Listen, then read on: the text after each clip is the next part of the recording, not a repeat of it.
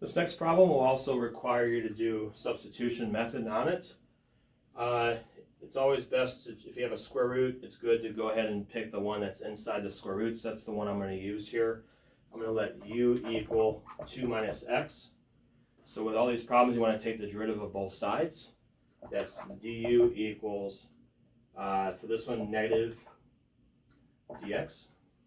Okay, so derivative of negative x is just negative 1, but you have to also put the dx there. So if you solve for dx, we just get dx is equal to negative du. Now, the problem with this is that when I put that in there, I'll be able to replace this, but then notice, and I'll have a u for that one, but I still have an x. So there's something else I have to do here. So if you can't get all the x's to cancel out, then sometimes you might have to do this change of variables technique that we talked about. So this one right here, if I take that one, I'm going to go ahead and solve that one for x. So when I do that, when I solve for x, I'm going to add the x to both sides and subtract the u. So x is equal to 2 minus u we get as a result. So now I have all the things I need to put into here, because now what I'm going to do is, for the x, I'm going to replace the x with 2 minus u, and I have square root of u, and then the dx gets replaced with a negative du. I'll just put that negative on the outside there, so that takes care of that.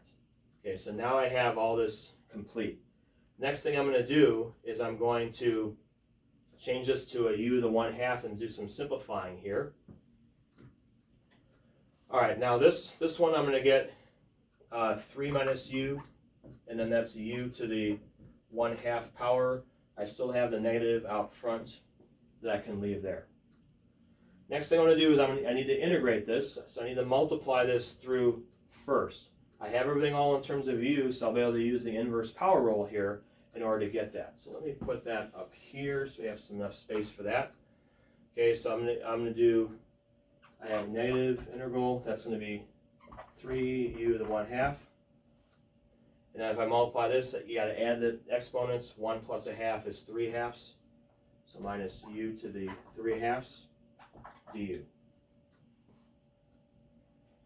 Now for each of these, what I'm going to do is I'm going to apply the antiderivative formula for each of those.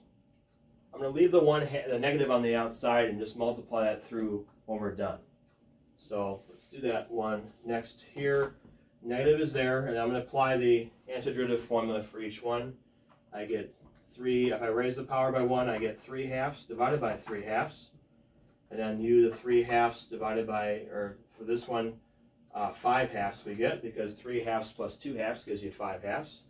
5/2 on the bottom, like that, and then don't forget the plus c on the end there. Next, we're going to flip, and I'm going to also distribute the minus sign at the same time. So when I flip that one, I get 3 times 2/3, so the 3's are going to cancel out, so I get minus 2u to the 3/2 there. There'll be a plus next because the minus and the minus, and I get 2/5 u to the 5/2 plus c. The last thing is just go ahead and put in the u for each one of those. The u that we said earlier was 2 minus x. So I have negative 2 minus x to the 3/2 right here, and then plus 2/5 2 minus x to the 5/2. Again, don't forget about your plus c that's required on your answer.